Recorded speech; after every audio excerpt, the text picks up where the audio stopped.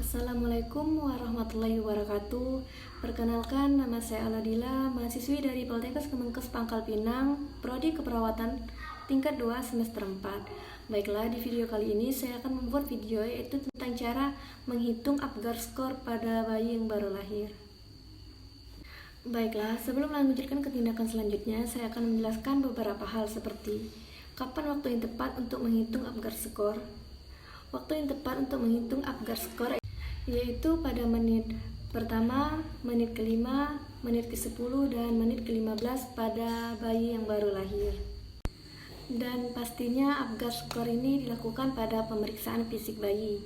Dan perlu kita ingat, semakin tinggi nilai Apgar skor maka akan semakin bagus hasilnya. Baiklah, di video kali ini saya menggunakan alat seadanya. Pasiennya yaitu adalah boneka.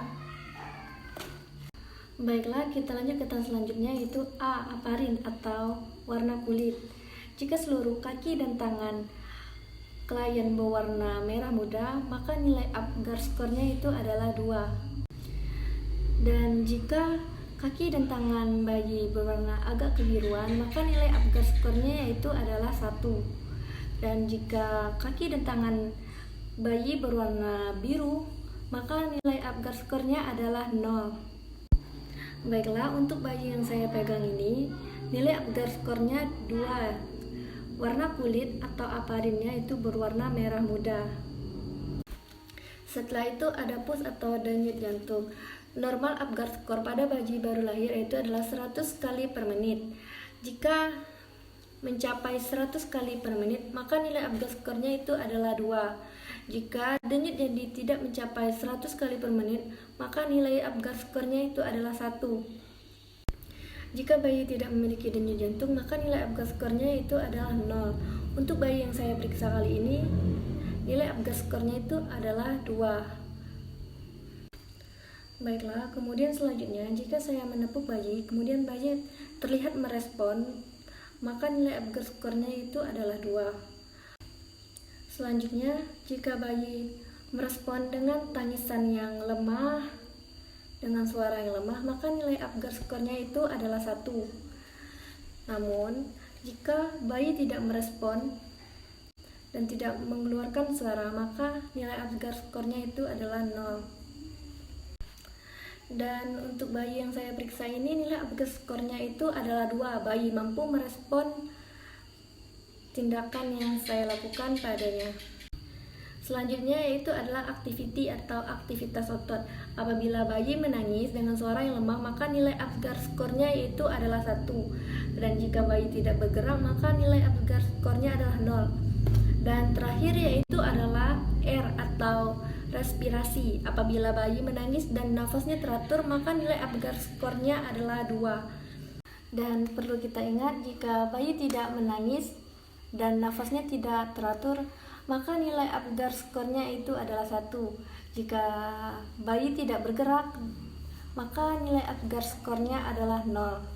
Dan untuk bayi yang saya periksa ini, nilai Apgar skornya itu adalah 2. Bayi menangis dan nafasnya teratur. Baiklah, selanjutnya yaitu adalah menghitung Apgar skor. Jika pasien Apgar skornya 1-3, maka pasien mengalami aksia. Kedua, jika Apgar skor pasien 4-6, maka pasien mengalami aksia ringan atau sedang. Dan ketiga yaitu jika pasien Apgar skornya 7-10, maka pasien mengalami aksia normal. Baiklah, hal yang dapat kita lakukan ketika bayi mengalami aksia berat, yaitu kita dapat berkolaborasi dengan pemberian Suction, yaitu kedua kita dapat berkolaborasi. Ketiga, pemberian perawatan pada bayi. Keempat, observasi denyut jantung, warna kulit, dan respirasi. Dan kelima yaitu beri injeksi vitamin K jika ada indikasi pendarahan.